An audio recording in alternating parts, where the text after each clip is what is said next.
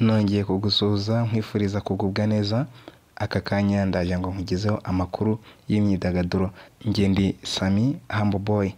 Ndakubwira yuko manager wa Diamond Platnumz yageneye ubutumwa Coach Gael ushaka kuva mu muziki akiyitaho. Nyuma y'iminsi mike Coach Gael avuze ko yajugunye amafaranga menshi none agiye kwiyitaho. Manager wa Diamond yavuze ko atagakwiye gufata icyo cyemezo ahubwo ko yakwiga umushinga neza kuko nabo ngo bashoye imyaka irenga 10 nta nyungu barabona. Haciye iminsi mike Karomba Gael uzwi nka Coach Gael avuze ko yatanze amafaranga menshi none akaba agiye kwiyitaho. Ni ubutumwa bwasaga nko gusezera mu gushora imari mu muziki.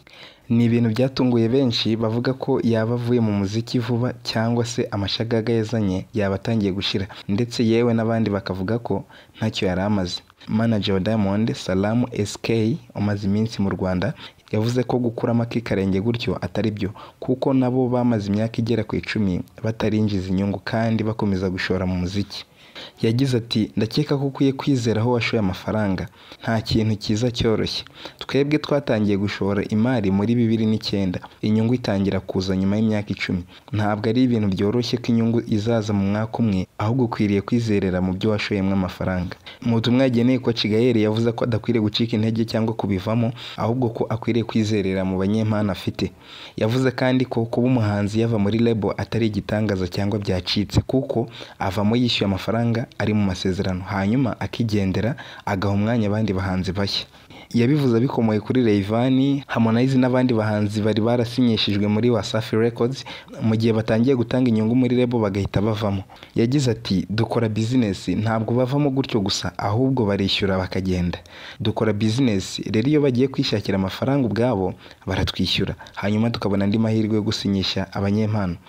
Salamu SK yari amaze iminsi mu Rwanda aho yahuye na Coach Gael bakaganira ku mishinga Bruce Melody afitanye na Diamond Platnumz.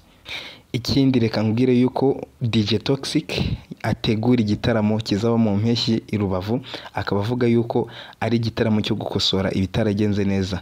DJ Tox yongeye gutegura igitaramo yise Tox Experience giteganyijwe kubera mu karere ka Rubavu ku wa 4 Nyakanga uyu mwaka, ahamya ko kizaba umwanya mwiza wo gukosora ibitaragenze neza ubwo herukaga kugitegura. DJ Toxic yaherukaga gutegura iki gitaramo ku wa 29 Kamena umwaka wa 2024. Icyakora abakitabiriye batashye batanyuzwe kuko cyaje guhagarikwa bitunguranye n'inzego zishinzwe umutekano kubera ko amasaha y'uruhushya yari yahawe yari yarangiye. DJ Toxic mu kiganiro na Igihe yavuze ko ibyabaye ubushize byamusigiye isomo ku buryo asanga icyo ari gutegura bwa kabiri ari umwanya mwiza wo gukosora amakosa yari yabaye. Ati ubushize bwa ubwa mbere nteguye ibi bitaramo, hari byinshi nize kandi ndizera ko ari cyo gihe cyo gukosora ibitaragenze neza. Ubundi byitezwe ko iki gitaramo kizabera ahitwa Heza Beach ari naho cyabereye ubushize. Icyakora ntabwo uyu musore yigeze ashaka kugaruka ku rutonde rw'abahanzi cyangwa abavanga imiziki bazakorana.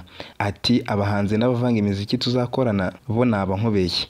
Ntekereza ko bizaterwa n'abaterankunga kuko ndifuza ko cyaba igitaramo kiza ku rwego rwo hejuru.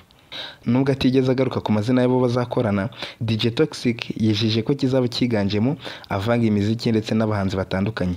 DJ Toxic ubwo yateguraga iki gitaramo ku nshuro ya mbere, Toxic yari yarakoranye n'abarimo Logan Joy, Ish Kevin na Chris Easy, mu gihe abavanga imiziki ye yari yiyambaje abarimo DJ Marno, Kalex, Sonia, Payfo, Tiger, Kiss, Higa na DJ Lusam. Indi nkuru ku bakunzi b'umuhanzi Platini baba nuko yateguye indirimbo nshya mu gihe cy'impeshyi, akaba ari bwo yagaragaje ko azayishyira hanze. Umuhanzi Platini baba yatangaje ko ari indirimbo izaba ari nziza ndetse ko izaba iy'ibihe byose. Yanditse ati iyi hene iruhuka amahoro. Ni indirimbo iteye amatsiko kuko yagaragaye ku ifoto afashe ihene y'imfizi nk'uko mubibona ku mafoto. Gusa abakunzi be reka bitege ko izaba ari indirimbo idasanzwe nk'uko uyu baba Platini abitangaza. Reka nkubwire yuko Baba Levo yavuze ko Diamond ari umuherwe uhambaye. Uyu musitari Baba Levo wamamaye mu muziki wo muri Tanzania yatangaje ko umuhanzi Diamond Platnumz ari umukire cyane, aho yavuze ko uyu muhanzi afite inzu zigera ku 173 harimo izafite muri Tanzania no hanze yayo. Reka ngushimire wowe wafashe umwanya wawe ukumva aya makuru nakugezagaho. Ngende Mr Sami Humble Boy. Niba ari igitekerezo ufite cyangwa se hari inyunganizi andika muri comment ukande subscribe, ntibagirwe gukora like na share. Ndagushimiye.